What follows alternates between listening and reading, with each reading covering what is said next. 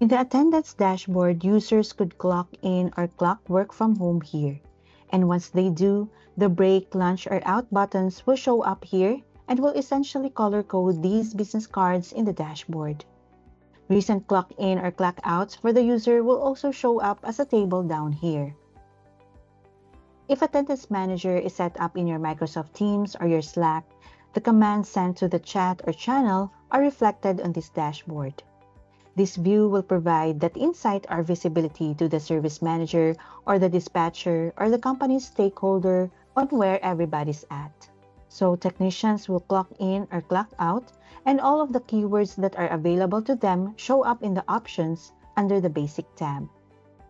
Obviously, in and work from home are pretty much the same.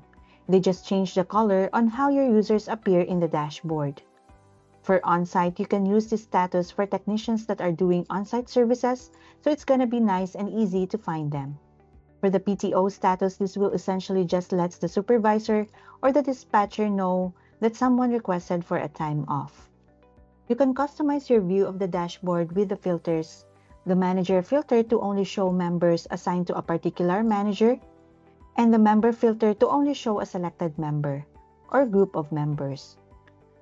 If you select recursive, it will display the business cards of the technicians under the managers that are reporting to the manager that is selected in the manager filter. You can then sort by name, status, ticket priority, and you can choose to show if by ascending or descending.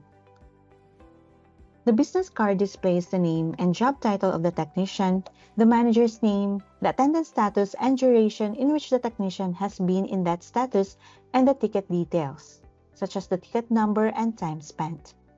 The ticket details shows the highest priority ticket currently in progress status for the technician and the total number of hours that have been spent working on it. When this section shows idle, it means that the technician is not working on a ticket with an in-progress status. And if you hover the cursor over the business card, it displays the name and job title of the technician's manager. The message "No ticket" is shown when the technician is not working on a ticket with the in-progress status.